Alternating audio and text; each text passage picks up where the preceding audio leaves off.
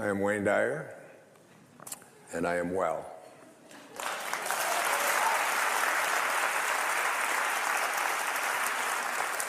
In fact, I am perfect health. And by the time this program is over, you'll have a much clearer understanding of what those words really mean. It's just great to be back on public television. We've been doing public television pledge shows since 1998. My children were raised, I have 8 of them, and they were raised on public television. Little Barney things were all over my house for so many years. And of course, I think of public television as one of the great energy systems coming into our homes, and I'm proud to be a part of it, to support it, and to help raise money for it. It's our national treasure, and I'd hate to think of what would ever happen if we lost it. The show is called Wishes Fulfilled. It's based on a book that I have just completed. I spent the last year or so in writing it, researching it, living it, practicing it, and have come to a place in my heart where I know that it's really not so much about what you want in terms of what you manifest. It's who you are. You manifest what you become as a human being. And this program is about teaching you to become the highest consciousness being that you can be, to be aligned with your source, to be aligned with God. And when you are, you become a creator and a co-creator in your life. I'd like to open this program with a poetic offering from Samuel Taylor Coleridge, who wrote The Rime of the Ancient Mariner. And he also wrote a poem that I used earlier in my life in one of my earlier books, Real Magic. Listen to the words and ask yourself if they really mean something to be true for you, if you really believe in what the poet is offering here. He says, what if you slept? And what if in your sleep you dreamed? And what if in your dream you went to heaven and there picked a strange and wonderful flower? And what if, when you awoke, you held that flower in your hand? Ah, what then? The poet asks. Do you believe that it's possible to bring something from the world of the formless, from the world of a dream, into the world of the physical? The poet was speaking metaphorically, but I am not.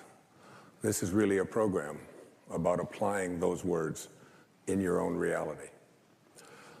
Most of us were raised to become ordinary. And I'm not putting down ordinary, but ordinary is just not good enough for me. Ordinary is you go through your life and you fill out the forms and you pay your taxes and you do what your parents tell you and you're honorable and you're honest and you're a good citizen, and then you die.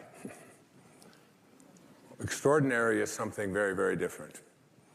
This is about recognizing within yourself that there's something very, very extraordinary that you haven't been trained to believe in, to come to a place where you can apply it and put it into your life. And I want to say to you that I have been working in my life at living an extraordinary life, and so many powerful things have happened to me I'll be sharing with you throughout this program. But more than that, you can go way beyond ordinary. You can go way beyond just being average. There's not an average person watching this show. There's not an average person in this room tonight. All of us are extraordinary. We just have to come to believe it. There was a friend of mine, her name was Portia Nelson. Portia passed away a few years back. She lived up in Seattle. And she was at a seminar, and they asked her to, and they asked everyone, to write on a 5x7 sheet of paper or card the 5 chapters of their life. They only wanted to give them 5x7 cards because they didn't want them to get too wordy. And Portia Nelson sat down and wrote these words about the 5 chapters of her life. And I thought I would share them here with you. They're so beautiful. She said, chapter 1 of my life. I walked down the street. There's a deep hole in the sidewalk. I fall in. I'm lost. I'm helpless.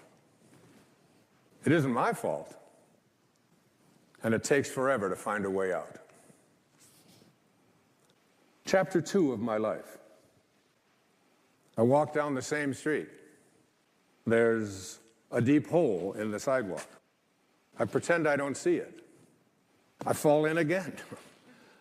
I can't believe I'm in the same place. It isn't my fault. And it still takes a long time to get out.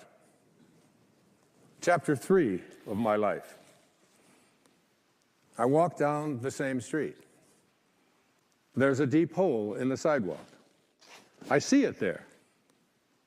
I still fall in. It's a habit. My eyes are open. I know where I am. It's my own fault.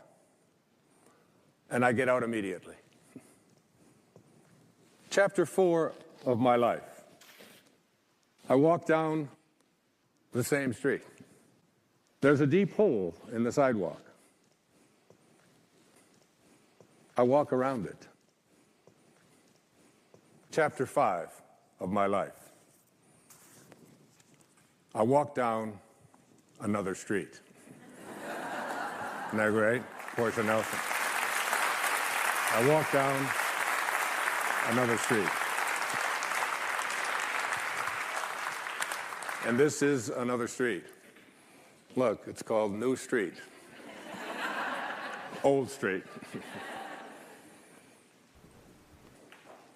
Walking down another street means leaving behind ordinary. And when I use the word ordinary, it has deep and profound meanings to me. Ordinary just simply isn't enough. Ordinary is when you want to become average and to fit in. But to get to extraordinary, what you do is you have to consult the invisible place within yourself. And this is called your soul. And your soul, well, I jotted down a few words about the soul based on a lecture I heard from a great teacher of mine who lived in Bulgaria. He was an initiatic science teacher. And his lecture was very profound. And I wrote these words after listening to one of his recorded lectures. He said, the ideal of the soul, the thing it asks for, is neither knowledge, nor light, nor happiness. The ideal of the soul is space, immensity. The one thing your soul needs is to be free. Free to expand and reach out and to embrace the infinite. Yes, the ideal of the soul is infinity. It is miserable when it is circumscribed and restricted. It is a fragment of the universal soul, which is infinite. That's what I speak about here in this program. The need to move beyond just fitting in. The need to move past being circumscribed. The soul does not like when you get fenced in, when it is told what to do, when it's told it has limitations, when it's told it can't become that. And so many of us go through our life with these enormous limitations that we've placed upon ourselves that have been handed to us from the time that we were little boys and little girls. If you look on the screen, you'll see something that is very important and powerful to me. I was swimming not too long ago up in Minneapolis. I went to see my daughter, Tracy, and up and down I would swim the pool, and every time I would look up, I would see this written on the wall. And I thought, as I was preparing to do this program, this is just so important and significant. If you would like to accomplish something, you must first expect it of yourself. And my question to you is, what do you expect of yourself? Do you expect to be able to perform miracles, to attract into your life the kind of prosperity that you are entitled to? Do you expect that you can manifest the kind of relationships that you would like? in order to be able to have these kinds of expectations for yourself, you have to make a dramatic change, a dramatic shift. You must change what's possible for you and what you believe is possible for you. But the question becomes, who am I? I've been teaching philosophy for 40 years now, either at the high school level or junior high school level or university level, graduate school, and now in stages all over the world and in front of audiences such as this, watching at home and here this evening. Who are you? And what is real? My teacher in India, his name was Nisargadatta Maharaj. He was asked the question, Swami, what is real? Master, what is real? And his response was, that is real, which never changes. So what part of you is real by that definition? Who are you that never changes? So many of us believe that we are our bodies. I don't know about you, but this body that I'm in right now is changing all the time, very fast, as a matter of fact. In fact, Wayne Dyer, the I that is I, have been in many, many bodies since I incarnated for this first time here on this planet, right here, 71 years ago. So I was in oh my goodness, look here. What happened to that body? And there's another body that I was in, and there's another body. And there's my brother Dave, and there I am on the right, another body. And then I was in, look at that haircut. They did it with garden shears in those days, but I lived in foster home. There I am, look at that hair. Can you believe that? Is that possible? And then I was in this body, and then I was in this body. And I have been in toddler bodies, baby bodies, teenage bodies, macho bodies, mustache bodies, endless bodies I have been in with my little ones and my 8 children. And the fact of it is that when you think about it, when I was in the 20-year-old body that I was in, I really thought it was real. Didn't you? I mean, even the body that you and all of you look at your body and think, well, let's see, I was in a 20-year-old body, and is it real? Was it real? Well, you believe that it was real, but I've been looking for that 20-year-old body for 50 years now. I can't find it. And the fact of it is, the body that you're in right now is not who you are, because it doesn't meet that fundamental definition of what is real. What is real is what never changes. The fact is that who you are keeps occupying new bodies every single moment that you are here on this planet. There was a great poet. Her name was Emily Dickinson. I feel like she must have been a sister, a soulmate of mine. She once had a poem, she said, holding up a handful of dust, she would reach down and say, this quiet dust was gentlemen and ladies and lads and girls, was laughter and ability and sighing and frocks and curls. This passive place, a summer's nimble mansion where bloom and bees fulfilled their oriental circuit, then ceased like these. That's who all of us are if we identify ourselves with our body.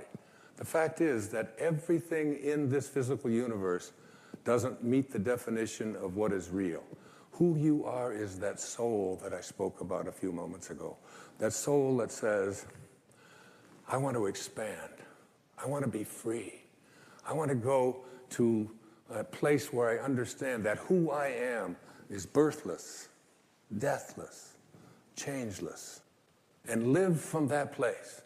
Because what this involves fundamentally is reprogramming yourself from the belief system that has been your ego. The part of us that has come to believe that who we are is what we have, and who we are is what we do, and who we are is what other people think of us, like our reputation, and who we are is separate from each other, and most egregiously, who we are is separate from God, from our source. And so we've been raised and taken out into the world and said, go out there and prove who you are by achieving, by accumulating, by getting other people to like you. I wrote a book and did a film not too long ago called The Shift. And thank you. And in there I spoke about and used these words. The direction we take in life is far more important than the place that our ego parks us in this present moment. That who we are is this divine, infinite being that keeps occupying new bodies endlessly until we leave this body and then move on. And there is no beginning. There is no end. There is only now, each and every one of us.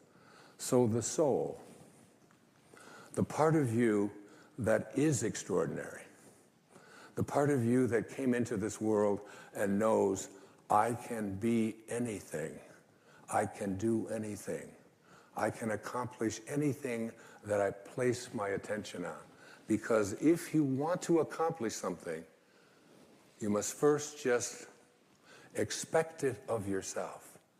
And this means changing around the expectations that you've been conditioned to believe are your dharma or are your destiny. I am limited.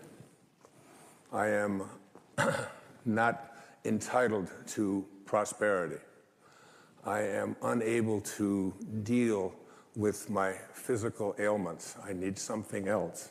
I need to take pills in order to do it. I need to have somebody else do it for me. That within each and every one of us, there is this marvelous knowing that is really and truly God ourselves, each and every one of us.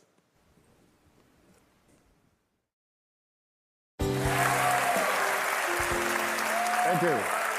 Thank you so much. You're very kind. You're very kind. Over the years, I've written many books, 37 of them to be exact. What has come to become really clear to me in the last few years of my life is that there really are two selves within each and every one of us. Muktananda called the ego, the part of us that has edged God out, EGO, edged God out, the false self. And the false self is this part of us that is not authentic. It is the ego. This false self is the part of us that is always trying to win, trying to own things, trying to prove itself. We send our kids off to school and we tell them, be ahead of everybody else, win, no matter what, and so on. And they have a tendency to believe that who they are these bodies, even though the body they're in is going to change and you'll never be able to find it again. And then there's within each and every one of us a higher self. And this higher self is really the soul. It's really the spirit. It's really God. But these two selves are sort of constantly they're not at war so much with each other, but there's this battleground that we have within us. I'll give you an example of it in my own life. Somebody on the internet, a guy named Watkins, has put out a list, because there's lists for everything. The 100 most spiritually influential people alive. And they put out this list, 100 people. And they rank from number 1 to 100. And I'm on the list. I'm one of the, thank you. Not only am I on the list, but I am, according to this list, and they've got all this criteria of how you get on this list, I am the third most spiritually influential person alive. How about that, huh? So the spiritual part of myself, my soul, the higher place within myself, says to me, this is not relevant. You're not any better than anybody else. just because somebody has put you on a list. In fact, you shouldn't even know about that list. And perhaps the people who are most spiritually influential aren't even on that list and don't even want to be on that list because they don't care about those kind of rankings and comparisons and so on. But then there's the ego over here that says, what do you mean number 3? Well, what's going on with that? And who are these people who are more spiritually influential than you? And how are you going to take them down?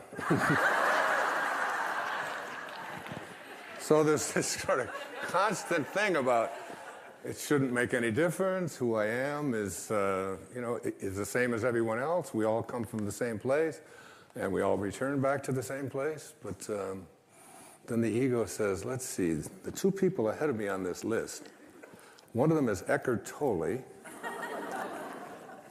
but he had Oprah. And she's only number 8 on the list anyway, so. And he got on there every week, and that's not fair, so. And then there's the Dalai Lama. And I figure Eckhart and I maybe can get together and take the Dalai Lama out of this thing. Or maybe I should align with the Dalai Lama, and anyway. The ego is doing this number on us. But there's also the part of us that is divine. And this is the place that I'm addressing here in this program. There's a quote from Joel Goldsmith. Joel wrote so many great books. A Parenthesis in Eternity was one of them. And this is what Joel said. He said, then there are those who reach a stage in which they realize the futility of this constant striving and struggling for the things that perish, things which after they are obtained prove to be shadows. It is at this stage that some persons turn from this seeking for things in the outer realm to a seeking for them from God.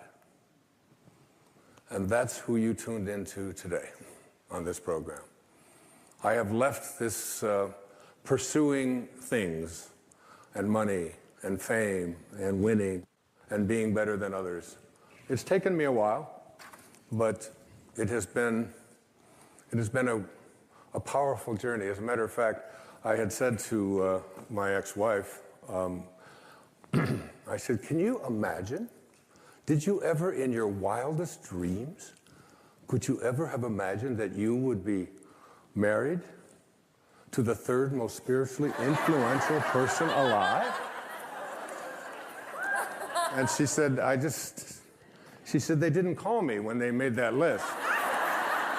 And she said also, I don't want to upset you, dear, but you're not in my wildest dreams. I said, well, all right.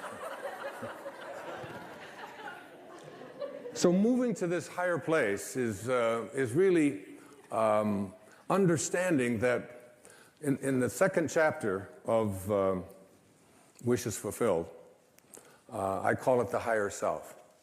And it gets defined very specifically by this great Bulgarian teacher. His name was Omram Mikhail Ivanov. And he was teaching what's called the initiatic sciences. And I have had his teachings show up in my life in a very powerful way. I've studied his writing. I've listened to many of his recorded lectures that took place back in the 50s and 60s and 70s. And I brought a quote of his that I'd like to share with you.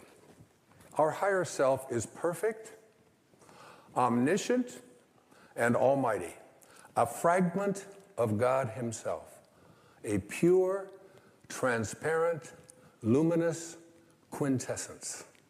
I love that. I love great writing like that.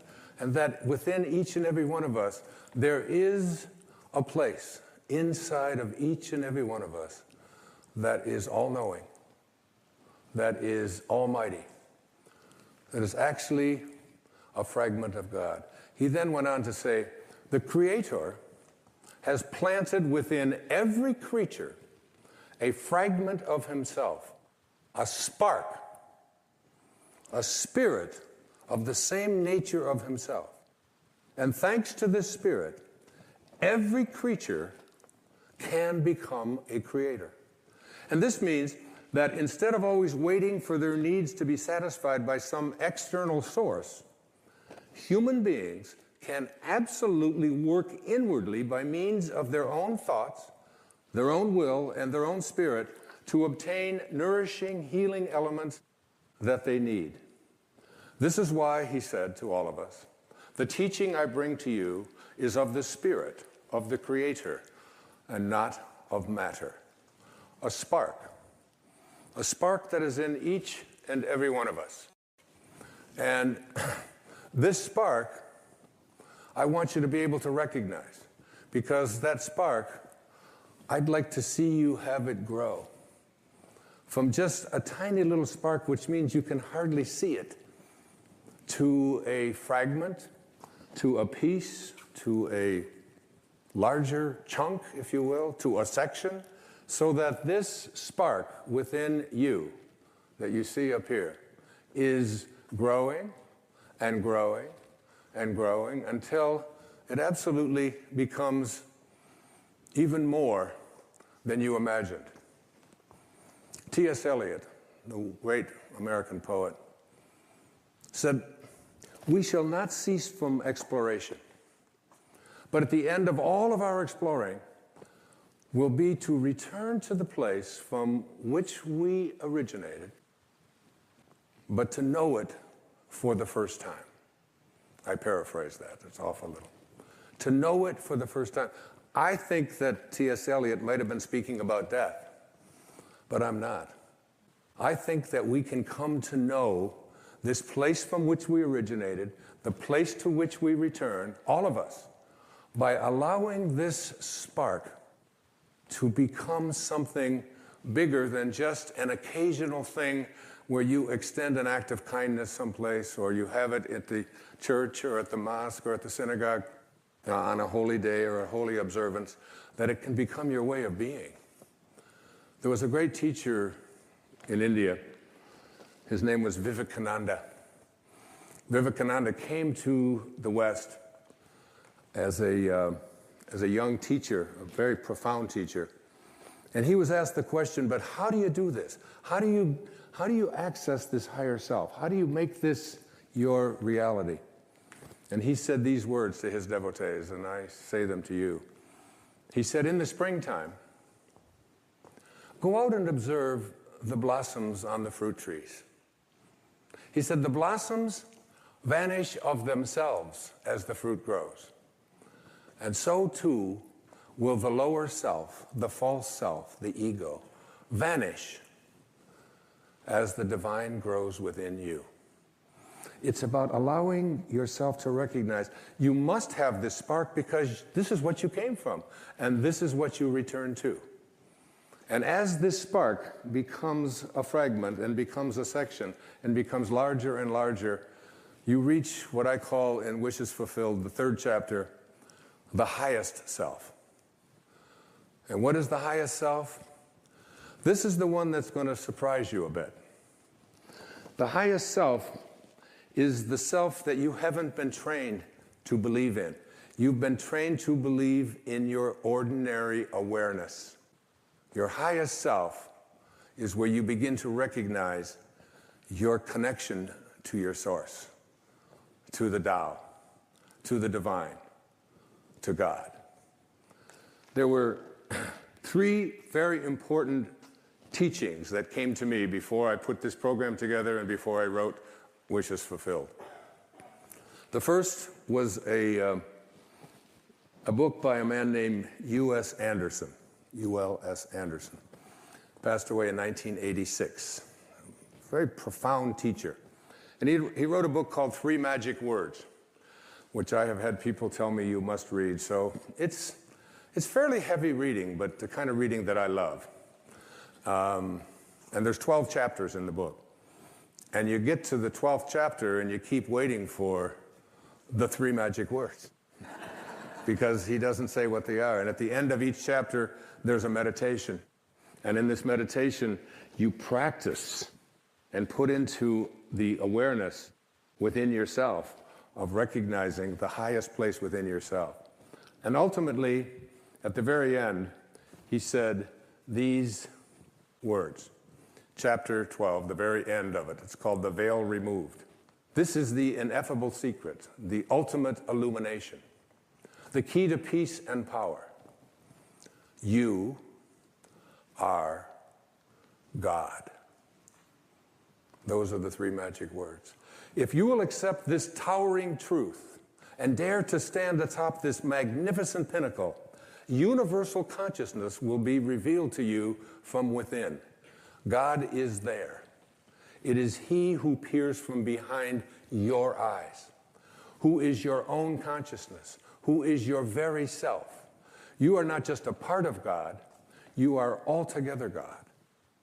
And God is altogether you. Now, that's scary stuff for a lot of people. We weren't raised to believe that. I'm not saying that you ought to go out into the world and say, excuse me, but you know who you're talking to, that I am God. And the reason that we laugh is because we think of God as the God that we've created in our own image, the God of the ego, the God who's angry, the God who wants special favors, the God who has the ability to heal but withholds it. But there's another word that Jesus used in the New Testament, and this is the God I speak of, quoting him. God is love. And he that dwelleth in love dwelleth in me, and I in him. God is love, pure, unconditional, blissful, divine love. That's who you are. The second great teaching was a man named Neville Goddard. Passed away in 1972. Lectured over in California, particularly in the 40s and 50s and 60s. I read his book, The Power of Awareness, 7 times. I gave it to each one of my children at Christmas a couple of years ago, and they called me up and they said, Dad, it's great, but I don't understand it. It's a little heavy. I said, well, then maybe it's part of my dharma to make it a little clearer. And chapter 27, the last chapter of his book, The Power of Awareness, it says this.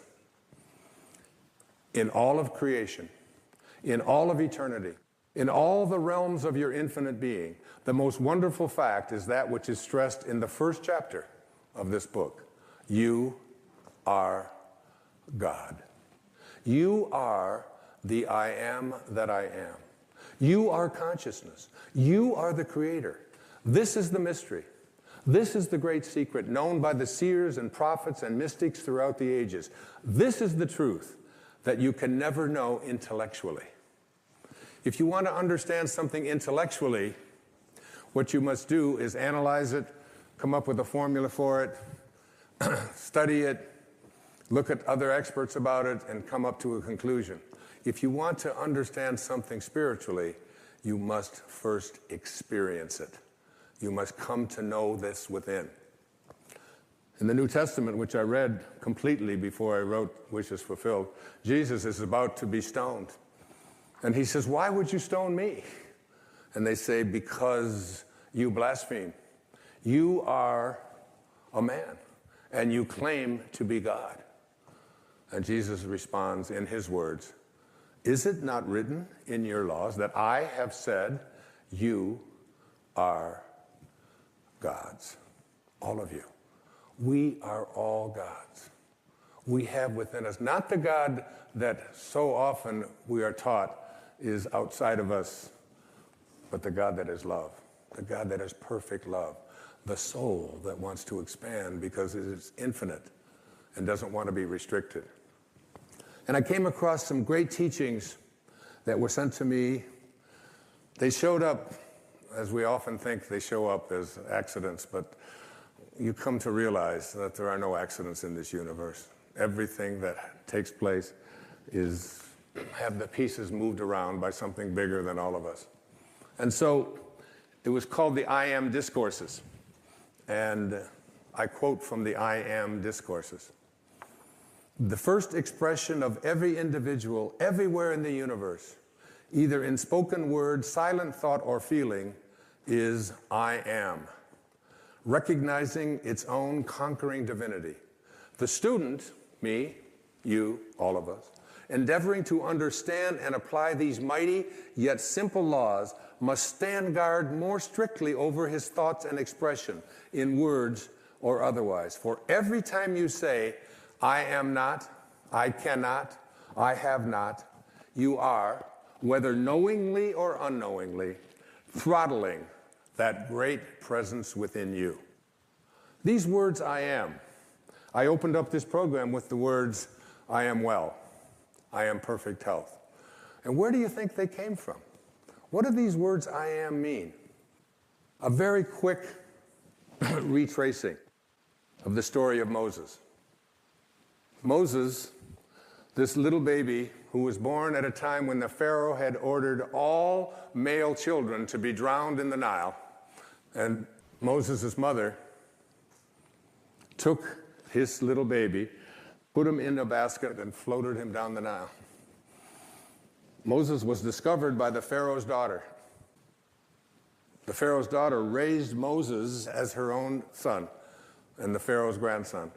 But along in his late teen years, he got into a conflict and ended up seeing one of the Israelite slaves being mistreated, and he ended up killing him. So Moses had to take off because he was afraid for his own life.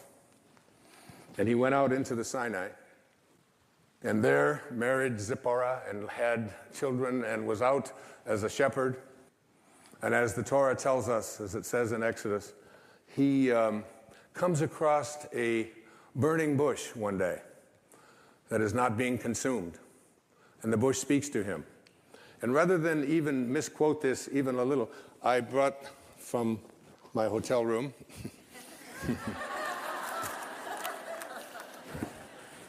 You wouldn't steal the Bible, would you, Wayne? No, I'll put it back. So the bush speaks in Exodus chapter 3 and says, Moses, Moses. And the first words that Moses says to God are, here I am. Then he said, do not draw near here, this place. Take off your sandals and for your feet, for this place where you stand is holy ground. And God speaks to Moses and says, I want you to go to the Pharaoh and I want you to free your people. And Moses is going, wait, hold on here. Who am I? And who are you? Moses says to God, who am I that I should go to the Pharaoh and that I should bring the children of Israel out of Egypt? So he said, I will certainly be with you, and this shall be a sign to you that I have sent you. When you have brought the people out of Egypt, you shall serve God on this mountain. Then Moses says to God, indeed, when I come to the children of Israel, and I say to them, the God of your fathers has sent me to you, and they say to me, what is his name? What shall I say to them? And God says to Moses, I am that I am. And he said, thus you shall say to the children of Israel, I am has sent me to you. This is my name forever, and this is my memorial to all generations. My name is I am that I am. Now, every single time that you use the words I am, you are citing the name of God right from the holiest books. And every time you say the words, I am weak, I am poor, I am unlucky, I am unhappy, I am sick, I am unable to attract into my life what you want, you are desecrating the name of God. God did not say, I will be. My name is, I hope things work out well. My name is, maybe things will show up that I wanted, but possibly not. He said, I am that I am. You must be conscious of how you use these words. I am. I am strong. I am well. I am content. Even if your senses tell you something different, I am. And as we move now into the meat of this program, you'll see that putting the words "I am" in front of something into your mind and imagination is a very powerful way to attract into your life, recognizing your own divinity. I am God is not blasphemy. It is your identity. Thank you. Thank you. Thank you. Thank you. In my study of the work that I mentioned earlier, particularly the work of Neville and the work of U.S. Anderson and the I Am discourses, I came up with, in putting that all together, what I call 5 wishes fulfilled foundations for being able to attract into your world and become the kind of person that you expect yourself to be. Remember what I said about the quote on the wall of the swimming pool. If you want to accomplish anything, which means to become an extraordinary level of consciousness person, you must first expect it of yourself. You must see yourself and be unafraid to say to yourself, I am connected at all times to my source, to the divine mind, to the Tao, to God, to that which is the creator of all. I am a part of it. And the first of these 5 foundations I call imagination. Imagination. Many of our greatest thinkers have spoken about the power of imagination. William Blake said that what is now proved was once only imagined. Now think about the importance of that. If you want to have something show up in your life, the kind of person you would like to become, manifest something new into your life, something powerful, whatever it might be, you obviously must first be able to imagine it. Your imagination. This is yours and yours alone. You can place anything into your imagination that you want to place there, independent of what anybody else says about it, independent of what your senses tell you, independent of all the evidence that may be to the contrary.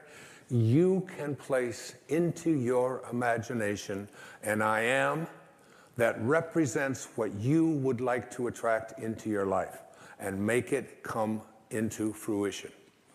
Einstein's most famous quote, one of his most famous observations, he said, imagination is more important than knowledge. Knowledge is limited. Imagination encircles the world. Placing these I ams into your imagination, I had some of you I'm sure know about it because it's been all over the papers and so on, a diagnosis of leukemia a couple of years ago. And for a while, I kind of began to believe some of the things that were being told to me about what happens when you have this particular kind of leukemia. And I have instead, in the last year or so, had some of the most amazing, astonishing things happen into my life where I have felt just so alive and so strengthened and so fully connected to my source, knowing. Basically, I have a knowing in here that life itself is a sexually transmitted terminal disease, okay? That's basically the fact, all right? So I'm not saying that all you have to do is put into your imagination an I am that says I am, and you're going to live forever.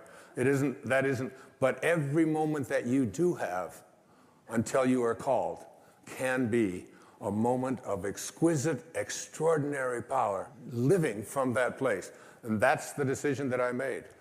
I have never felt so powerful as I have the last several years, since I recognized the power that I have in my imagination to place something there and live from it. Einstein once said, if you want your children to be intelligent, read them fairy tales. If you want your children to be more intelligent, read them more fairy tales. It's one of the reasons I've taken to writing children's books, to give children an opportunity to explore that thing called their imagination from the time that they're just little boys and little girls. And what I have in my imagination is a do not disturb sign. And it's like mentally inside, I've placed that in there. I do not anyone to disturb or try to change around anything that I have placed in there about what is possible for me. So you never want to place into your imagination any thought that you would not want to materialize. You never want to allow in your imagination to be contaminated by the way life used to be. Your imagination is yours. Don't let any other people influence you. Never allow people's ideas about what is possible or impossible for you to occupy your imagination. I've called it, throughout my life, I've called it being a scurvy elephant. When I was in the 3rd grade, I was living in a foster home out in Mount Clemens, Michigan, and I came home from school, and I talked to Mrs. Scarf, and I said, Mrs. Scarf, what's a scurvy elephant? And she said, where did you hear that? And I said, I don't know, Mrs. Poole, my 3rd grade teacher, was talking to the principal, Mrs. Smith, and she said Wayne Dyer was in his classroom and called me a scurvy elephant. So she got on the phone and she called up, and the principal said, oh, that's Wayne. He gets everything mixed up. She didn't say that he was a scurvy elephant in her classroom. She said that he was a disturbing element in her classroom. A disturbing element is someone who has in their imagination the possibility that they can do anything, that all things are possible. Again, it's one of those great lines from the New Testament. With God, all things are possible. Now you tell me, what does that leave out? What does all things are possible leave out? That doesn't leave out the possibility that we can defy gravity, that we can soar, that we can heal ourselves, that we can create magnificent prosperity in our life, that we can change the world. I said at one of the breaks here to the audience here tonight, I really believe that if this message gets out there into the world, we can shift the consciousness of this planet. If enough of us begin to believe, we're placing into our imagination a world that we want to live in that has no limitations and that is based on living from a place of love and kindness and God consciousness and spiritual awareness, divine mind at work. I believe it's possible. Thank you. But we have to do it with our imagination. It has to begin with our imagination. Collectively, if enough of us begin to believe that we can create that kind of a world, if public television can put on these kinds of programs, which is why I am a part of public television, because this is what they broadcast. This is what comes into our homes. The energy of all things are possible, not the energy of violence and hatred and, and all of the silly stuff that you see so frequently on commercial and cable television, especially the violence and especially the rude communication between young children and their parents and so on. You don't see that here. It's why I'm here raising money for this station and all public television stations. Einstein, once again, this man of imagination, said logic will get you from A to B, but imagination will take you everywhere. That's the first of these wishes fulfilled foundations. The second foundation is very significant and very important. I call it living from the end.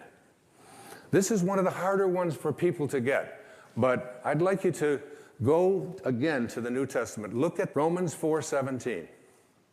In the presence of him whom he believed God, who gives life to the dead and calls those things which do not exist as though they did.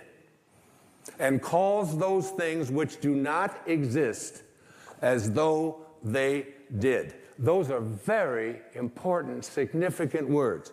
You have to be able to call the things which you have not seen yet materialize and manifest into your physical world. You have to be able to say to yourself, I call those things that I would like to become as if they already do. And you place into your imagination fearlessly the I ams which you would like to create for yourself. And when it's time for me to write another book, I don't even know what it's going to be. I just know that it starts germinating inside me. And it's like a calling, it's like a passion. And I'm over there at my writing space. And before I do, I come up with the title. And before I even write one word, I did it with this book, Wishes Fulfilled. I take a jacket, this isn't even my book.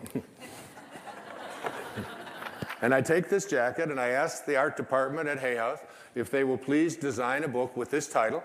And I put it around another book, which I have done, and I set it on my writing space next to Ralph Waldo Emerson and Jesus Christ picture and Paramahansa Yogananda and my children and the people that I love deeply and profoundly in my life. And I look at it with 3 white candles that I light every single time I sit over there. And I look at that jacket. And it's as if I call those things, the book does not exist. I call it as if it did. When my leukemia diagnosis came in, the information that was sent to me continuously was, it's incurable. This is something that you can't change. And I would say to my children who would send me this, I would say, I'd really appreciate it if you didn't send me that kind of stuff. And they'd say, what do you mean? Why, Dad? Why wouldn't you want us to send that? It says that right in there. I said, what part of I am well is it that you don't understand? Because I have placed that into my imagination. I have a wonderful quote by the man I've cited before. His name is Neville, and it goes like this. He says, disregard appearances, conditions. In fact, disregard all evidence of your senses, that is what your eyes and ears tell you, that deny the fulfillment of your desire, whatever it is you want to attract into your life. Disregard appearances, conditions, in fact, all evidence of your senses that deny the fulfillment of your desire. Rest in the assumption that you already are what you want to be. For in that determined assumption, you and your infinite being, your extraordinary self, which is what this program is about, are merged in creative unity, and with your infinite being, God, all things are possible. God never fails, and you are a piece of that which never fails. And you are going to move beyond just being a piece and just being a fragment and just being a segment until it becomes your overwhelming knowing that you have within you this divine capacity. You don't need evidence of your senses. I wrote a book a few years back. The title of it, I had to get my publisher because they didn't understand it. They called back, they said, I think you got this wrong. I said, no. It's called You'll See It When You Believe It. Not the other way around. People will say, well, I'll believe it when I see it. It doesn't work that way. You'll see it when inside you have a knowing. And Neville also said, therefore, to incarnate a new and a greater value of yourself, you must assume that you already are what you want to be, and then live by faith in this assumption. Now, this flies in the face of so much of what you've been told, because you have a tendency to believe that what your eyes and ears tell you is reality. But this is what we know by our senses. Just this little tiny fragment. I can't even get, it's like a millionth of a millimeter. And all that is unknown is in the invisible, in the imagination. And most of our attention is focused on, this is my beliefs and my disbeliefs about what is possible and what isn't possible are here. And it's an endless universe. So placing I ams into your imagination is one thing. It's an intellectual act. Living from the end means that you call the things which do not exist as if they did. You begin to say to yourself, you don't have to say it to anyone else. You don't have to write it down. You don't have to get anybody else's approval. You don't have to look on the internet. You don't have to do anything like that. I have had such a magical experience. While I was writing Wishes Fulfilled, I had so many divine things come into my life. I had a man who lives down in Brazil, in Abidjan, named John of God, come into my life in a way that was so profoundly life-changing that It's almost hard for me to find the words to express it. At the same time, I had a woman come into my life, a woman from Bulgaria. This country has just she's here tonight. Her name is Mira Kelly. And she brought with her something off of the internet about a near-death experience, about a woman in Hong Kong whose name is Anita Moorjani. She's an author, a Hay House author now, and she's written a book, a powerful book. And I read this story about Anita, and it seems that on the 2nd of February,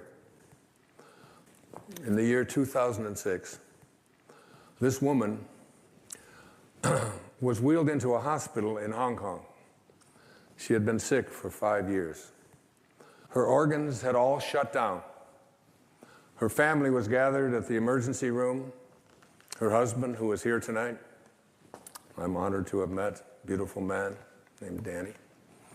And the doctors had told her family and her husband that these were her last hours. She was down to 86 or 88 pounds.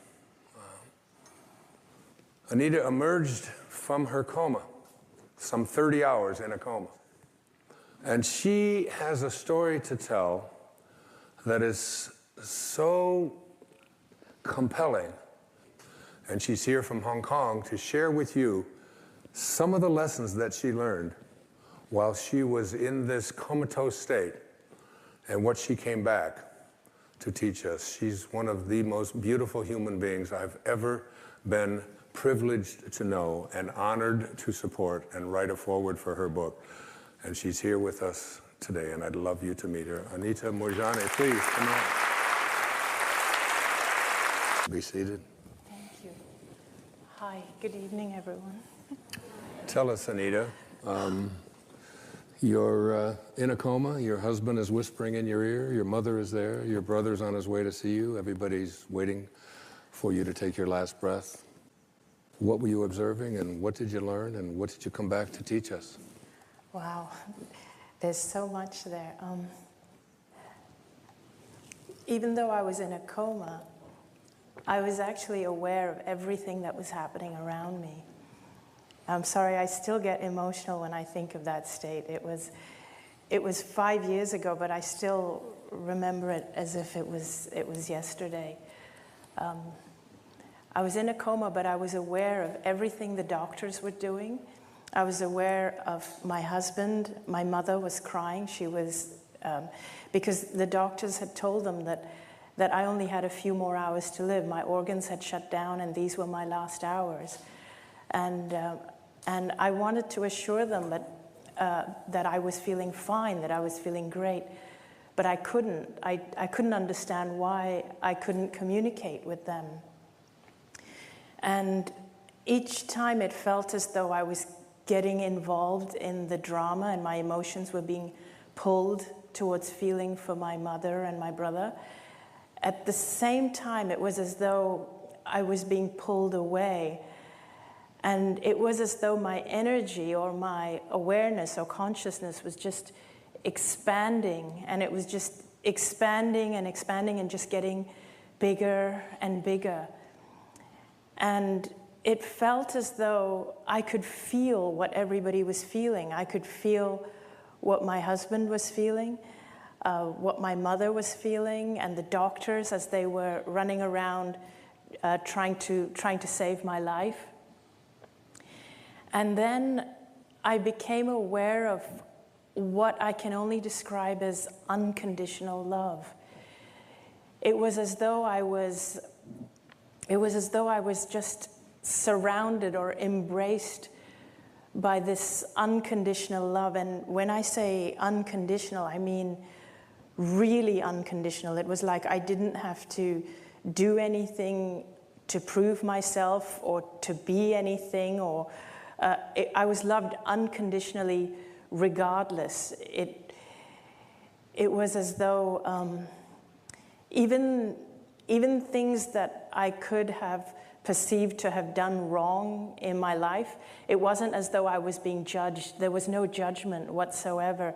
There was only compassion. It was like compassion, and it was like I understood in that state why I would do whatever I did in life. It was, everything I did was out of the limitation of being in a physical body.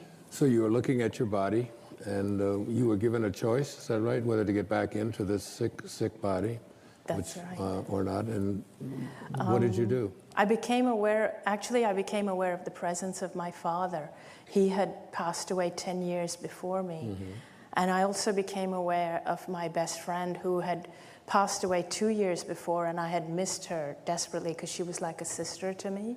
Did you feel when you were in that near-death experience state, in that coma, watching it, that coming back also meant that you had something to teach everyone? And what was it that you felt you had to teach them? I felt that I had to come back because there was a greater purpose. Because at first, I didn't want to come back into my body because my body was so sick. And there was just so much unconditional love on that side. It's really, really hard to leave. So if anybody has lost anyone, I can completely understand why they would stay there. But also, I seem to get the message. I seem to understand that it wasn't my time, and I had a mission. I had a purpose, and I had not yet fulfilled.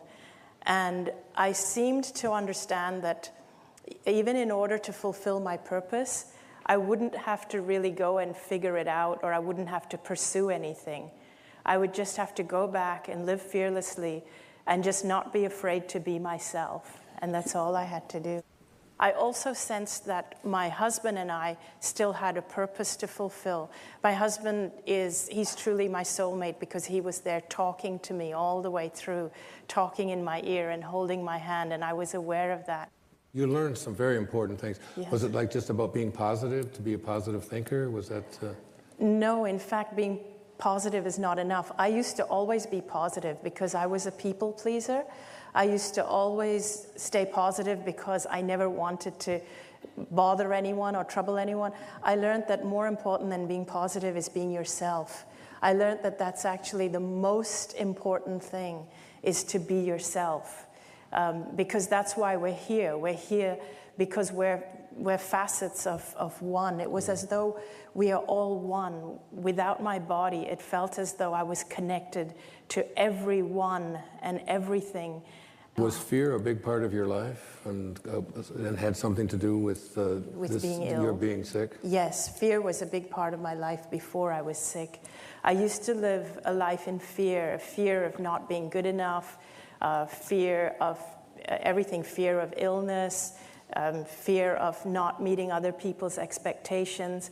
But my near-death experience taught me that there's nothing to fear. In fact, when I was given the choice, I felt I reached a point where I had the choice of whether to come back or not. And it was my father and my best friend who actually said, now that you know who you truly are, go back and live your life fearlessly.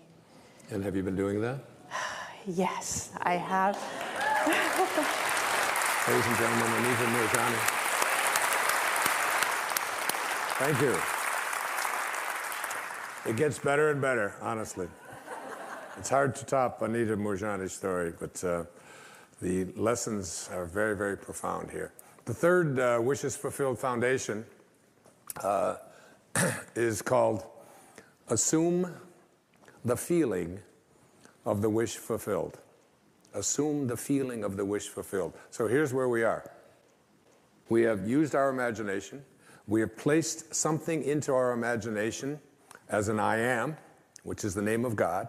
I am strong, I am healthy, I am kind, I am prosperous, I am getting the job that I'm applying for, I am whatever it might be, I am.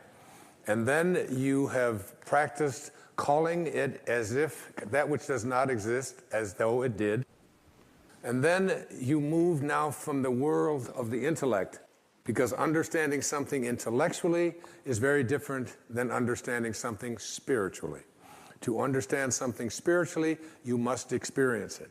And in order to experience it, you have to experience it in your imagination as an I am, but you must be able to feel it.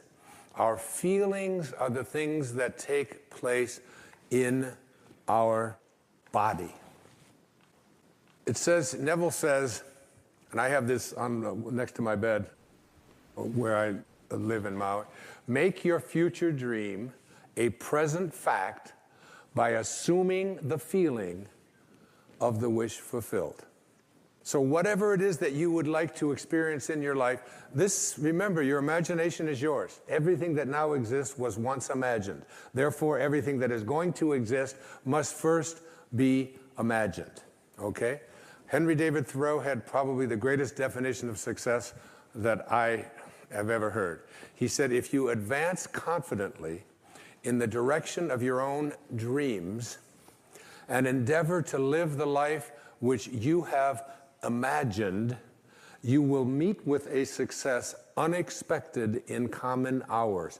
It will chase after you if you can place into your imagination what it is that you would like to attract and begin to feel it. Listen to Neville. This is one of my most favorite quotes from The Power of Awareness. That which you feel yourself to be, you are. And you are given that which you are. So assume the feeling that would be yours were you already in possession of your wish. And your wish must be realized. So live in the feeling of being the one you want to be, and that you shall be. Every feeling makes a subconscious impression. And unless it is counteracted by a more powerful feeling of an opposite nature, it must be expressed. Your feelings are different from your thoughts. Your feelings are what you experience in your body. The dominant of two feelings is the one expressed. I am healthy is a stronger feeling than I will be healthy. I am healthy says I feel healthy, and I feel healthy. I feel great. I don't determine if I am well on the basis of what it says on a piece of paper or on the basis of what somebody else out there tells me. I live my life feeling within my body that I am strong, I am capable, I am able. And that is not just something that I say. It's not just an affirmation. An affirmation is an intellectual exercise. This is a spiritual knowing within that I am well, I am content, I am prosperous. But the words that Neville used there are the subconscious. Every feeling that you have makes a subconscious impression upon your body and upon your awareness. Now, you need to understand the subconscious mind of yours. Your subconscious mind rules your life. 96 to 97% of everything that you do is done as a result of your subconscious mind. And when your subconscious mind gets programmed, it goes ahead and responds to whatever it is your conscious mind has placed into it. I was 18 years old. I was in the United States Navy for 4 years. And they sent me to a school in Bainbridge, Maryland, to become a radioman and a cryptographer. And we spent an hour a day, every day, for the first 3 or 4 weeks we were there, on a typewriter, learning Morse code. Okay? And my conscious mind had to program my subconscious mind. Now, this subconscious mind of yours is operating all the time. You're sitting here watching a television show. You got up, you picked up your remote control, you turned the channel on, you got dressed, you ate lunch, you went to the bathroom, you go to work, you get into your car, you drive to work, you don't think about what I'm going to do. Everything that is going on in your life, everybody in here in this room, you got here through your subconscious mind. You didn't have to think about every single thing that you were doing, but there was a time when you did in order to learn that. This habitual subconscious mind of yours rules your life. So I'm 18 years old, I'm taking Morse code. Dit, da, da. Here's the alphabet, a little bit of it anyway. Da, da, did it, da, da, dit, da, dit, dit, did it, da, dit, da, dit, did it, did it, da, da, da, da, da, da, dit, da, da, dit, da, da, da, dit. That's A through P. Check it out. That's 53 years ago. And my subconscious mind is still keeping track of the da da da da da da da da da.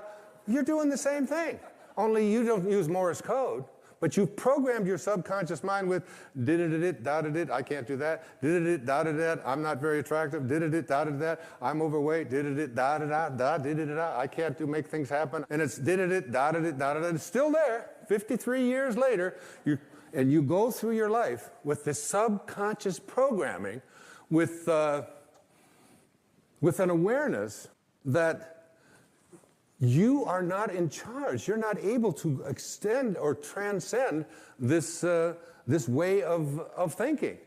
This subconscious mind of yours is most impacted by your feelings. A change of feeling is a change of destiny. A change of feeling is a change of destiny. Write it down. Stick it on the wall next to your bed. If you came into where I sleep, you would see that. I look at that all the time. I want to practice putting into my subconscious mind the assumption of the feeling of what it is that I would like to attract into my life as if it already existed, and to feel it, not just to think it, but to feel it. Neville's law of assumption says this: if this assumption about what you would like to become is persisted in until it becomes your dominant feeling, the attainment of your ideal is absolutely inevitable.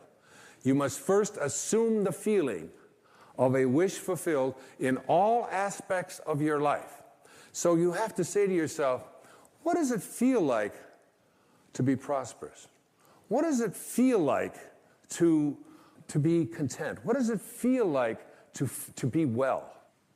And I had to remind myself of that when I had this leukemia diagnosis. I had to remind myself, I was down about 30 minutes until I realized that virtually everything that shows up in my life has been a blessing. Virtually everything. All of the struggles, whether it's in, addictions, or whether it's in living in foster homes and being abandoned, whether it's my wife and I separating, and the pain of that, whatever it might be. A dear friend of mine was Elizabeth Kubler-Ross. She passed away a few years back, and she was the one who wrote so much about death and dying. She had a wonderful and important message for us. She said, if you shield the mountain from the windstorms, you'll never see the beauty of the carvings.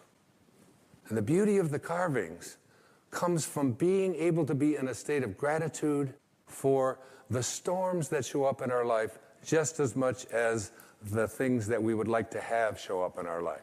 You have to start retraining your subconscious mind. And your subconscious mind, it responds to what it is that you suggest to it.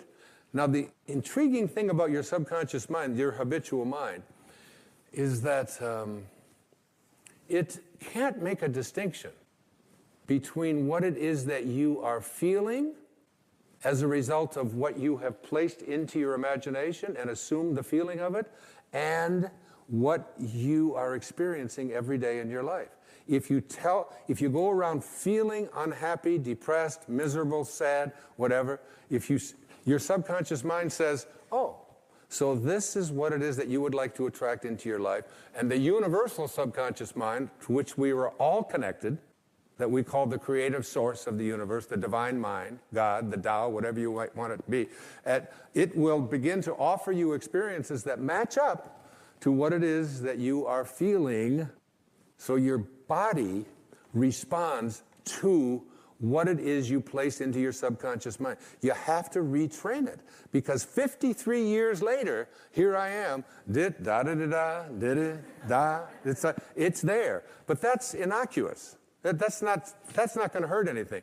But if I've programmed into my subconscious mind feelings of, poor me, I can't do anything about my life. Other people are responsible for the reason why I can't get myself happy and healthy and so on. If I live with that kind of consciousness within you, you're going around feeling it all the time. Your feelings create the destiny that you want. If this assumption is persisted in until it becomes your dominant feeling, the attainment of your ideal is absolutely inevitable. And what's the paramount feeling that you want to have? The feeling of, exactly, the feeling of love. Love is the feeling you must assume. This is the message that Anita brought to me and brought to all of you. That when you place a feeling of love, which is all there is, it seemed to me, on the other side. Is that right, Anita? I mean, it's just nothing. When she tries to describe this, and I'm pushing her. You know, I'm 71. I'm cramming for my finals. I mean, I want to know, what's it like over there? You know, we all want to know that. And all she says is, it's just pure love. It's a love that you are bathed in, if you will. Bathe yourself in that kind of love. Live from that place and know God is love. The fourth wish-fulfilled foundation I call attention. This is really crucial. Your imagination is able to do all that you ask in proportion to the degree of your attention. So, what kind of attention do you place on your desires? Let's say, well, I'll give you an example, the one of myself with this business of this chronic lymphocytic leukemia. My kids just got me this wonderful gift. I hadn't had it before. They wanted me in the 21st century. It's called an iPad. I just got my first email address, and I'm not telling anybody what it is. But it's just this wonderful, they got this wonderful feature that I really think we should have in life. And it's called trash, which I had never seen before. They were explaining this to me. So anything that comes in that you don't want, you just push this little button, just like this, and it goes like this. It actually moves, and and it makes a little sound. And then there's a little button over on this side that says delete, you know? So it's something you put into the trash, and then you hit delete, it's gone forever. That's the kind of way you want to use your attention. There are two kinds of attention, according to Neville. Subjective attention and objective attention. Subjective attention is different from objective attention. You want to use subjective attention, not objective attention. Neville says there's an enormous difference between attention directed objectively and attention directed subjectively. And the capacity to change your future depends on the latter. Whatever you have placed into your imagination, you always go to your reality and call that which does not exist as if it did. I have a rule about it. It's don't complain and don't explain. You don't have to explain what you have placed into your imagination. It is totally yours. One of my great teachers in my life in my early doctoral years was Dr. Abraham Maslow. He said, become independent of the good opinion of other people. Trust yourself. Subjective attentions. You, and only you, capital Y-O-U, are the subject that impacts the burning desire in your imagination. You are living and feeling as if your future dreams are a present fact. Objective attention, you become the objectified result of other people telling you what you can't do, what's impossible, and so on. Subjective attention, mine is mine. I have an image that I use, I call it the super glue method. And when I have an intention about what it is, including doing this program, when I have an intention about making this program a reality, and it involves a lot of money and a lot of expense, a lot of people, a lot of things have to come together. It involves going over into my writing space every single day, never giving up on it. Even if I don't feel like writing, 4 or 5 hours every single day, because I superglue my intention into my imagination. And I don't allow anybody else's opinions to do anything to distract from that. I don't care if they tell me I can't do it, or if it's impossible, or it'll cost too much, or we can't do it. My intentions are super glued there. And I have that do not disturb sign placed on my imagination, and it is mine. Use this.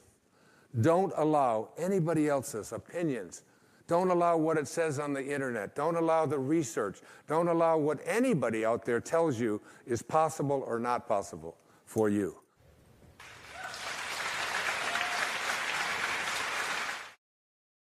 Thank you. Thank you. I just want to re-emphasize that this really works. I mean, it really does work. If you just put in the minimal effort that I've been speaking about realizing how powerful your imagination is and assuming the feeling of what it is you want to be as if it already were your reality. A change of feeling is a change of destiny. The fifth foundation, before I go to it, you may have noticed my little hat here, right? How about that? I just took a group of people to Assisi, Lourdes, and Medjugorje, 3 great spiritual places where miracles have taken place. And I got one of these hats, and I don't think I've taken it off since. It's my new uniform. The fifth foundation, the Wishes Fulfilled Foundation, I call it Now I Lay Me Down to Sleep. And it is about the most practical of all of the 5 Wishes Fulfilled Foundations. This is something that you can do when the show is over, tonight, when you go to bed. In the book of Job, there is a very important statement. The statement says, in a dream, in a vision of the night, when deep sleep falls upon men while slumbering in their beds, then he opens the ears of men and seals their instruction. Your subconscious mind is most comfortable when you are unconscious. You are unconscious when you are in your sleep state. And in your sleep state, your subconscious mind is busy at work.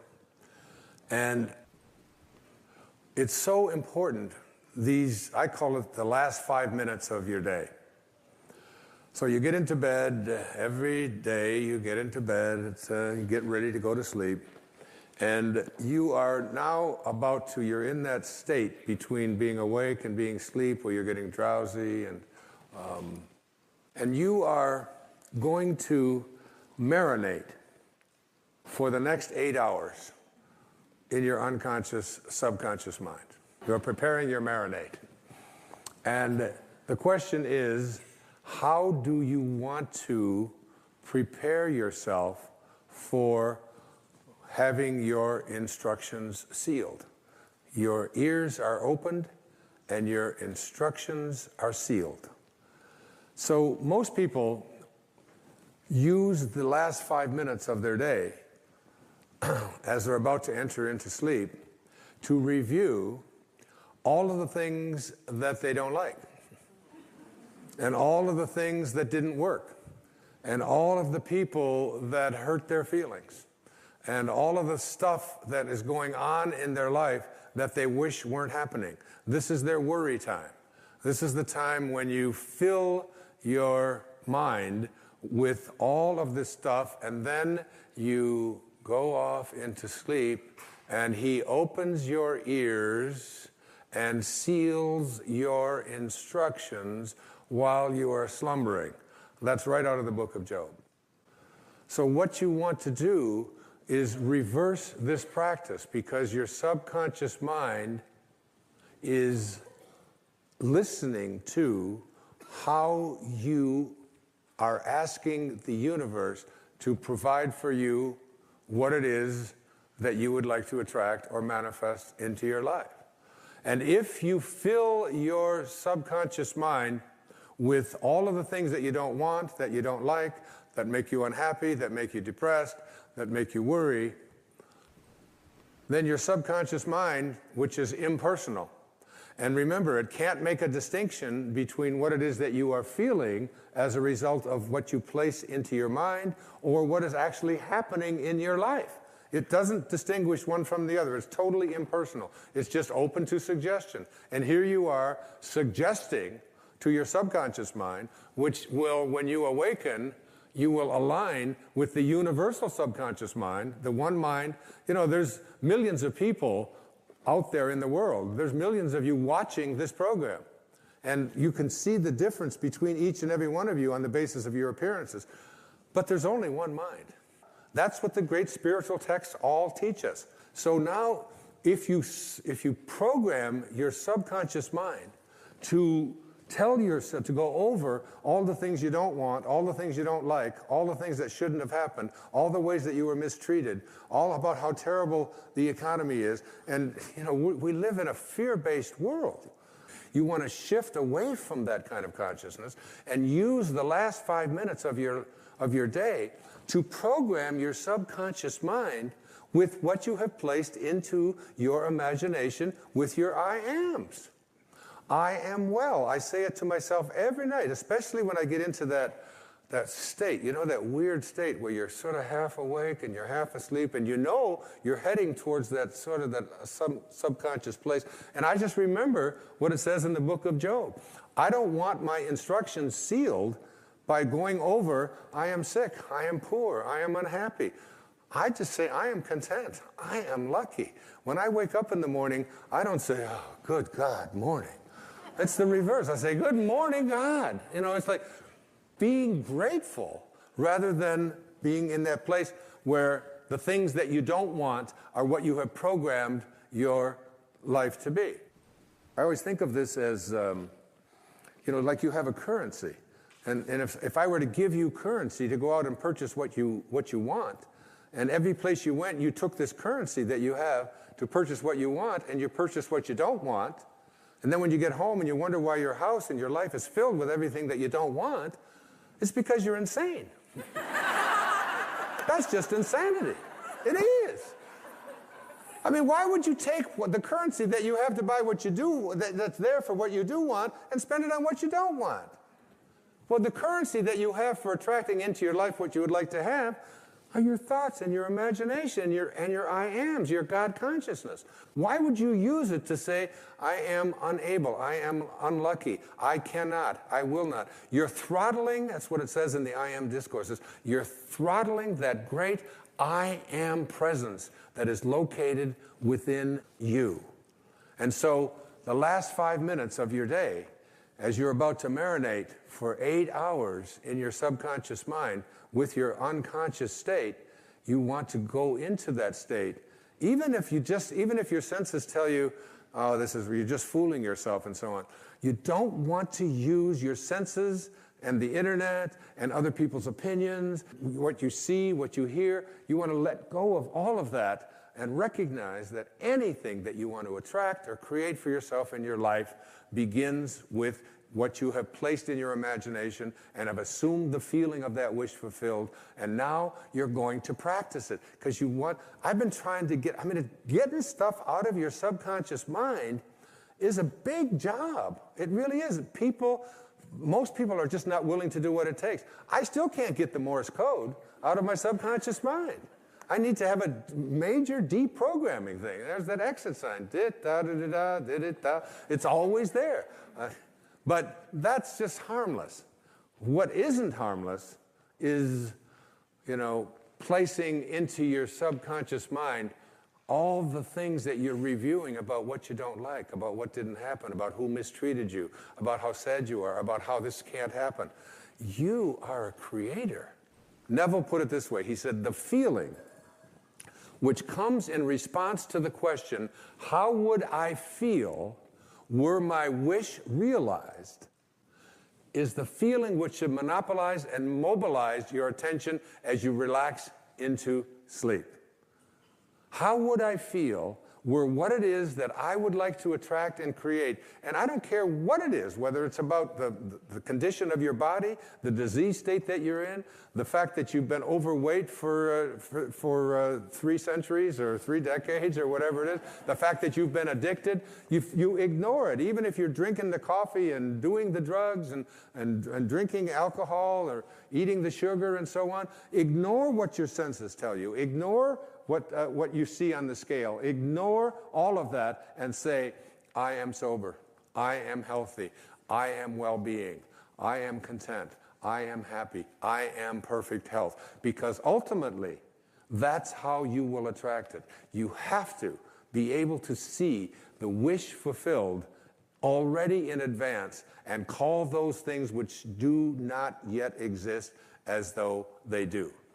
Now, as I get ready to conclude this program of love, there are 2 really significant things. You've gone to sleep. You've programmed your subconscious mind. And I want every one of you watching this show, I want you, when you get into bed tonight, just try it tonight. Instead of using these 5 minutes to review what you don't want, review everything that you've placed into your imagination.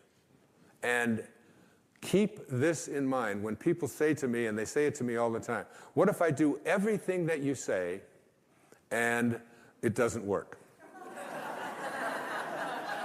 Just doesn't work.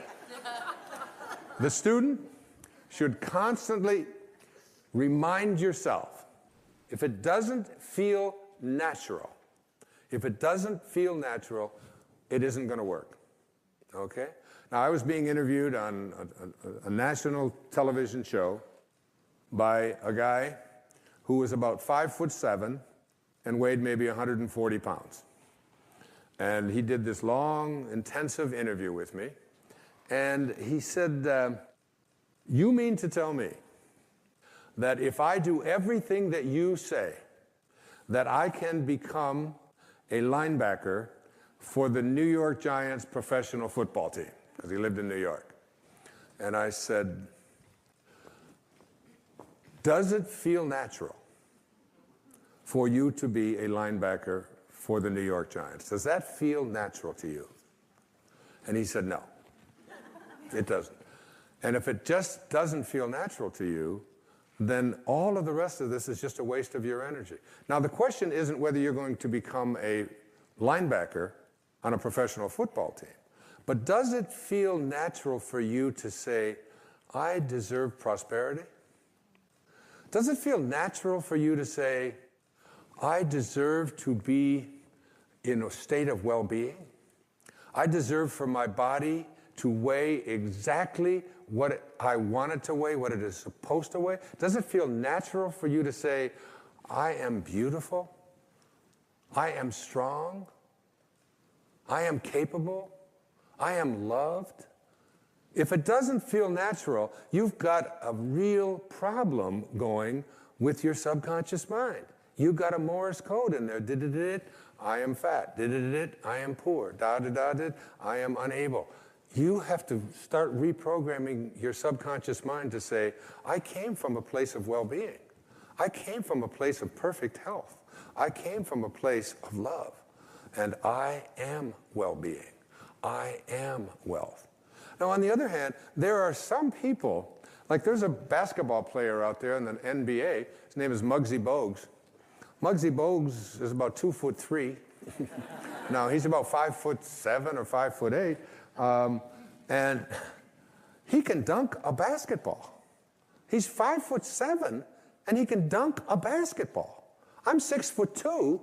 I can hardly see the rim. But somehow, for this man who was 5'7", it felt natural for him to be able to elevate his body and grab onto a rim that's 10 feet off of the ground. And it feels natural for him, and he's able to do it. And there are so many examples of people who have accomplished things that they have never had a belief system that it was impossible for them.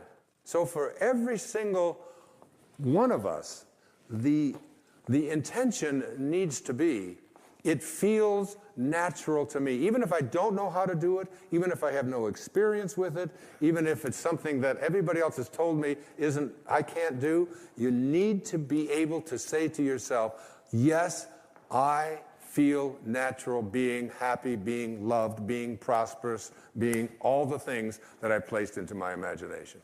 The second thing that I'd like to say in conclusion is that I was trying to manifest something into my life. And I did everything, but it still wasn't working. And then I reread the I Am discourses.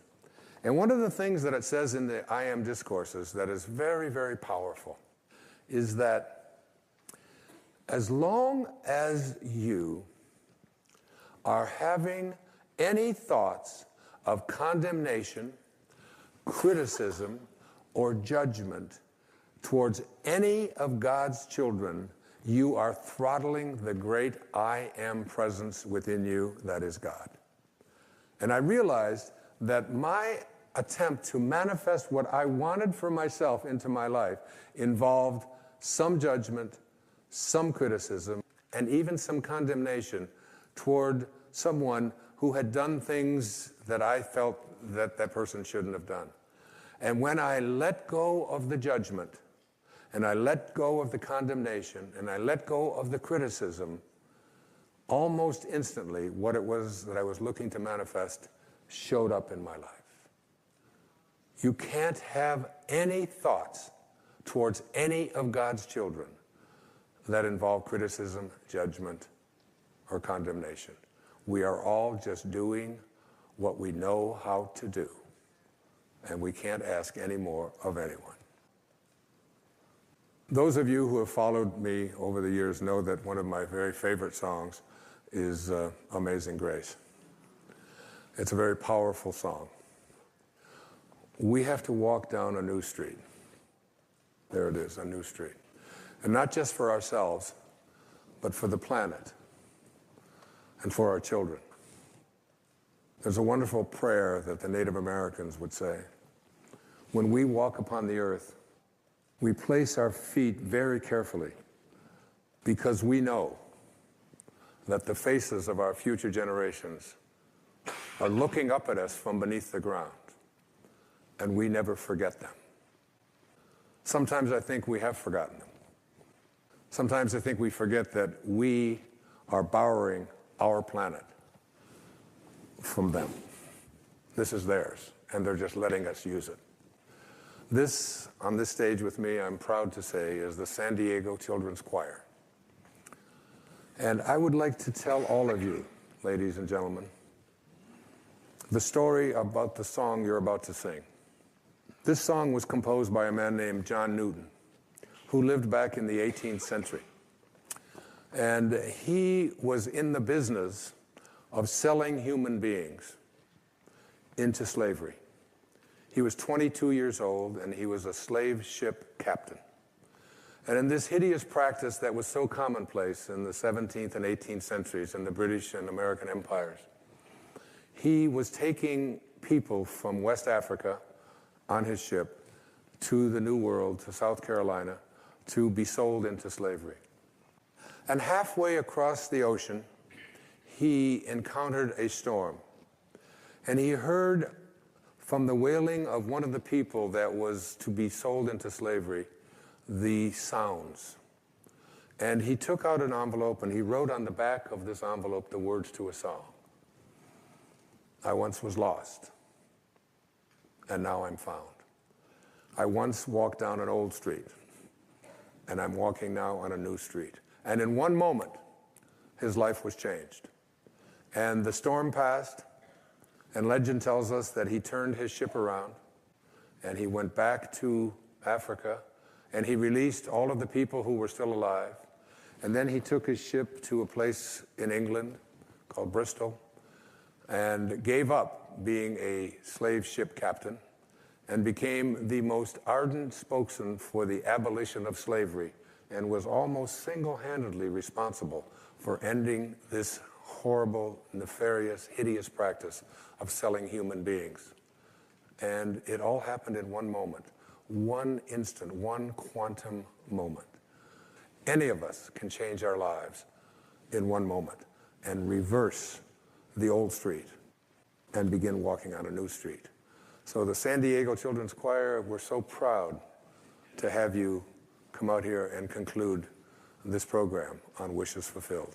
And they're going to sing for you Amazing Grace. Thank you, thank you, thank you, thank you. Wow.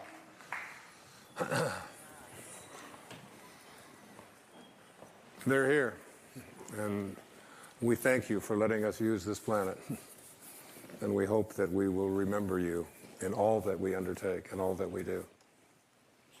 If you would like to accomplish something, you must first expect it from yourself. Every one of you. You are a spark that can grow until you recognize that you truly are divine beings. Because in every moment of your life and every moment of your lives, you have this choice. You can either be a host to God or a hostage to your ego. It's your call. God bless you. God bless you. Thank you. Thank you. Thank you. Here are some of those fears. Fear of failing. Get rid of it. You cannot fail at anything. Everything you do produces a result. It is what you do with the results that counts. Labeling yourself a failure is meaningless. Fear of disapproval. Get rid of it. You do not need external validation. You are a divine creation of God. Your path is unique and special. Get on with your purpose. Fear of suffering. Get rid of it.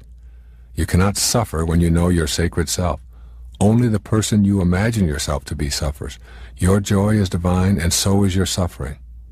All of the woe is a part of God's plan, bringing transcendent wisdom when you stop judging it. Fear of isolation. Get rid of it. You can never be alone. When you know this, you will never fear loneliness.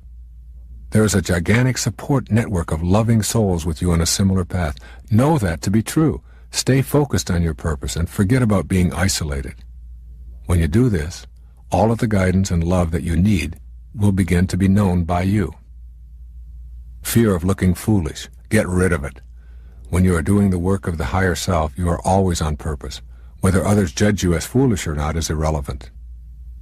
And finally, fear of success. Get rid of it. Replace the fear with knowing that you deserve any prosperity or abundance that comes your way. Know that when you are on the way of your sacred quest, external measures of success will appear. Your success, however, is an inner matter. It is your personal feeling about yourself, and certainly you do not want to be afraid of yourself. These, then, are the 6 fears that interfere the most with the way of our divine purpose.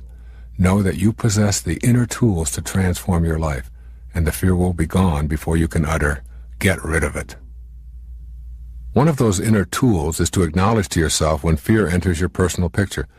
When you do notice yourself experiencing fear, please be sure to gently allow it into your awareness. Feel it and refuse to judge it. The first time I had ever walked out on stage to speak before thousands of people and had forgotten my notes, I experienced severe feelings of fear. Not acknowledging my fear would have kept it right there on stage with me. But I surrendered to the fear, while I reminded myself that I was not alone. I went out on that stage with my fear as my companion. Before even a few minutes had passed, I was absorbed in my mission and my fear was gone. By acknowledging the fear, and then doing what you were afraid of anyway, you serve notice on those kinds of self-defeating thoughts. You also take a giant step toward banishing doubt from your life. Fear and doubt are partners. That which you doubt will cause you to be afraid. That which you fear creates doubts about your ability to deal with it. Faith is an antidote to fear and doubt. In most cases, the use of the word faith is associated with developing a religious framework for our lives. Faith and worship in this context go together. I'm not talking about faith this way. I honor whatever your religious persuasion is, but I do not want you to confuse religious beliefs with the actual presence of faith. Faith is akin to knowing God, which is different than believing in God or knowing about God. Knowing, as I am speaking about it, is an experience on a cellular level of personal experience which has not one iota of doubt attached to it. To me, faith is an inner knowing and a capacity to see God in everything, including myself. This kind of faith does not come from books.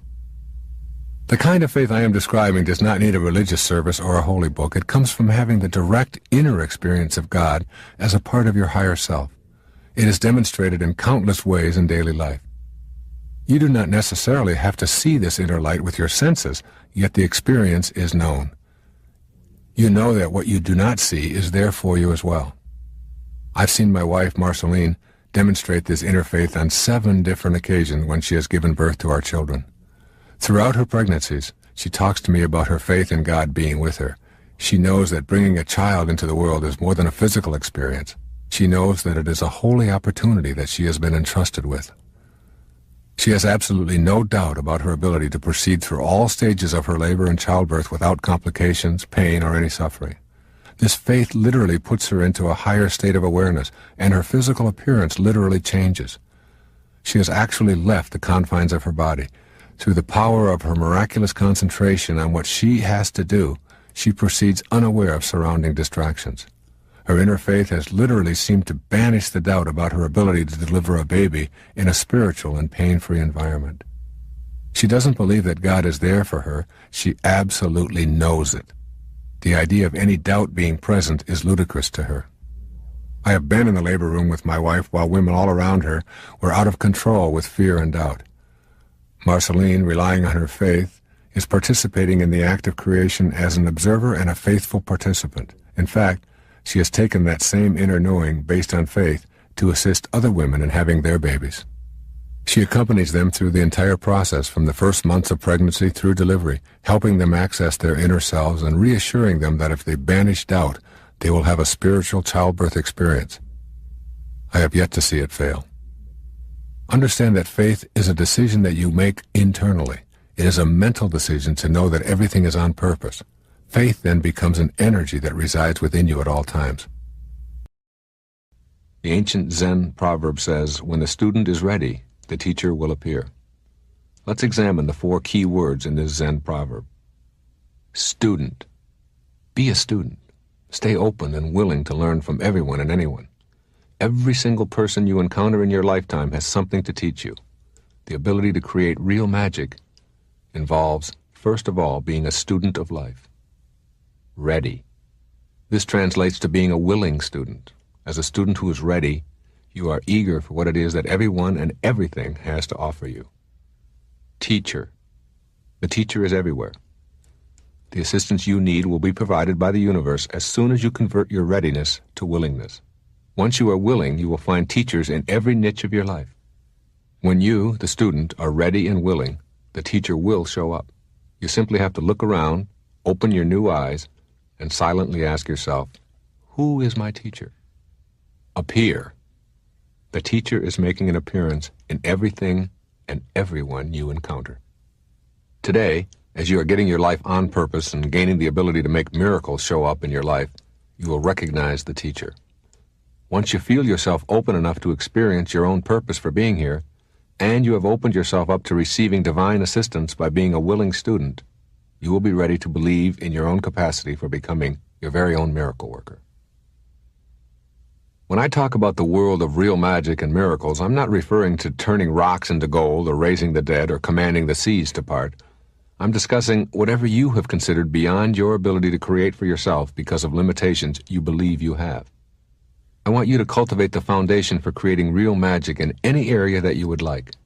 You must begin by examining your life focus and beliefs before attempting to implement any real magic strategies. I have identified 7 beliefs that can help you tap the power of real magic. Number 1, there's an invisible but knowable life force within you. Try cultivating an awareness of the invisible life force that suffuses all form in the universe, including your own physical body. This is the same universal intelligence that directs a rose to be a rose, the planets to align and move through space, and you to be you. It is, in fact, what allows you to perceive and experience your physical body and this physical world in which you find yourself temporarily housed. Number 2, your thoughts are something that you control, and they originate with you. Thought is our way of processing and recording our human experience. Your thoughts create your experience of your health, wealth, and every detail of your world. As a step toward the awakened life of real magic, you must consider how your thoughts have contributed to a non-miraculous, limiting approach to life. Then you will know that you can also produce the opposite. Number 3, there are no limits. All of the things that you have become convinced are limits are products of the way in which you have learned to think. You probably were taught that logic and scientific verification dictate what is possible and what is not. But people who believe only what they can see or prove scientifically are limited by the current level of sophistication of our measuring devices. Be a person who accepts no limits in your mind. None. Number 4, your life has a purpose. The entire universe is an intelligent system. The invisible part of you, your thoughts and feelings, are also a part of the intelligent system that is you. What I'm asking of you here is to simply know you have a purpose, and then you'll be on your way to being able to create a miracle of your life in any and all areas of your choosing. Number 5, you overcome weaknesses by leaving them behind. You cannot outthink your weaknesses and limitations. What you can do is leave that stage of your life behind you and walk through the gate into a new way of being. You leave behind the belief that you cannot change, and you will leave behind the physical activity that has supported that belief. Picture it behind you, look back at it, and know that you no longer live that way. Know this to be a truth, and you'll soon see yourself creating real magic in your life. Number 6, examine what you believe to be impossible, and then change that belief. Take an inventory of what it is that you believe cannot happen in your life. Vow at the very minimum to rid yourself of these beliefs. If anyone ever on the planet has overcome a diagnosis of terminal, then know that such a capacity exists within all of us. This universal law that created miracles has not been repealed and never will be. Go to work on that thought right now, in this moment, which is the only physical reality you have. Number 7, go beyond logic. Try to let in the idea that there is another dimension that is very much a part of you, which has nothing to do with logic or scientific validation. You have never seen, touched, smelled, or physically felt a thought or a dream or a feeling, yet you know they exist. And so it is with a portion of your humanity that I call your soul. There are some who will never believe it unless they see it, and others who will see it because they believe it. Change your thoughts based upon the wisdom of the Tao, and your life will change. There's many principles to live by in the Tao. First, remind yourself that there is no way to happiness. Happiness is the way. Bring happiness to all that you do. You accomplish much by trying less. It's so inconsistent, isn't it, with what we live in the Western world. But the less you try, when I go out and swim in the ocean, and I do it almost every day, I try to do between 30 minutes and an hour every day, being out there in that ocean. And I just get out there, and if I try less, my arms just seem to know what to do, and the breathing just all works, and I can swim all day. As soon as I try, as soon as I struggle, as soon as I start trying, the minute that I move myself into trying, it's like if I were to take this little cap here and drop it right there and say, I'm going to try to pick this up. I'm going to try to pick this up. This is what Lao Tzu was speaking about. So all of this, I'm trying, I'm really trying. All of this is called, in reality, not picking it up. That's what that's called, not picking it up. But when I just get easy and do less. See yourself, the Tao says, in everyone you encounter. A great lesson. Every single being, especially the ones that we read about who we're told are our enemies. See yourself in them. Know that whoever they are, wherever they live, they want what we want. They want what I want. They want to be at peace. They don't want to be always struggling. They don't want to be sick. They just want to be loved, whoever they are. I know the skepticism of that. It's like, yes, but, all of the yes, buts. But if they got it too, see, Lao Tzu wasn't speaking to, well, some are going to get this and some probably won't. He was speaking to all of us. Trust in others, the Tao says, to know what's best for themselves. Trust in that. Trust in the pliability, the flexibility of your babies. God, those little babies, they're so great when they're like, 2 weeks old. You can take their foot, put it behind their neck, stick it around here like this, put it in their mouth. They're so flexible. I mean, you can do anything. You pick them up, you turn them upside down. You watch them when they're starting to learn to walk. And they run, crash, they go down into the walls and all of this. And you think, oh my God, this kid will never walk again. Up they go, and they don't. Trust in their flexibility. Live without attachment and be generous. Be strong by bending. By bending. We need to learn this in our lives. We need to learn this in the world. It's not so important to be right. It's so much more important when you have a choice to be right or to be kind. Always pick kind. Always pick kind. Practice radical humility. Live low. Live low like the ocean. Stay low.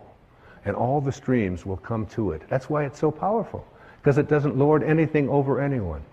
And rather than looking for miracles, see everything as miraculous. Everything in your life.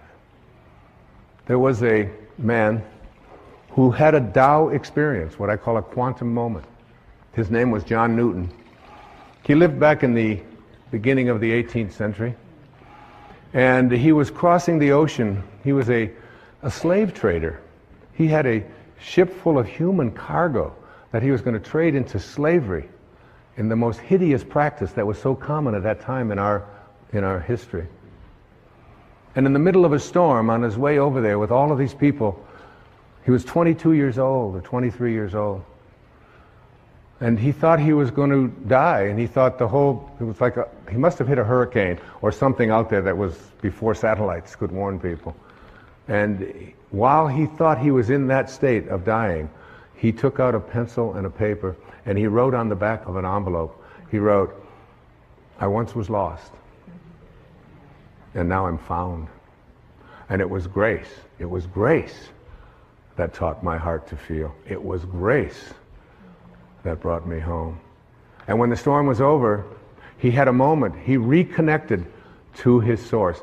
Anybody out there can reconnect to the source, to the Tao, and become a being of Tao. Remember, it's a return trip. And you can make that return trip while you're alive. Remember the parrot. He knows much more than we did. And he returned back to Africa, and he released the slaves, it is said. And for the next 55 years of his life,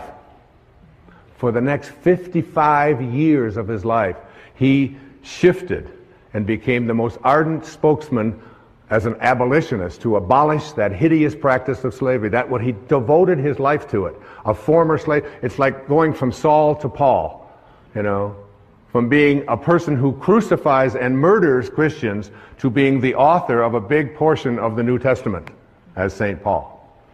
In a moment, it's possible for any of us.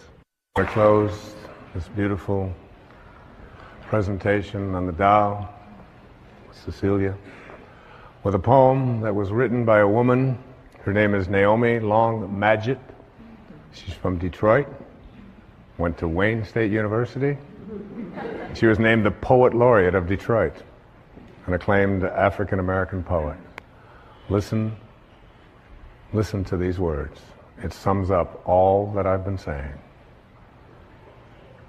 I wouldn't coax the plant if I were you. Such watchful nurturing may do it harm. Let the soil rest from so much digging, and wait until it's dry before you water it. The leaf's inclined to find its own direction. Give it a chance to seek the sunlight for itself. Much growth is stunted by too careful prodding, too eager tenderness. The things we love,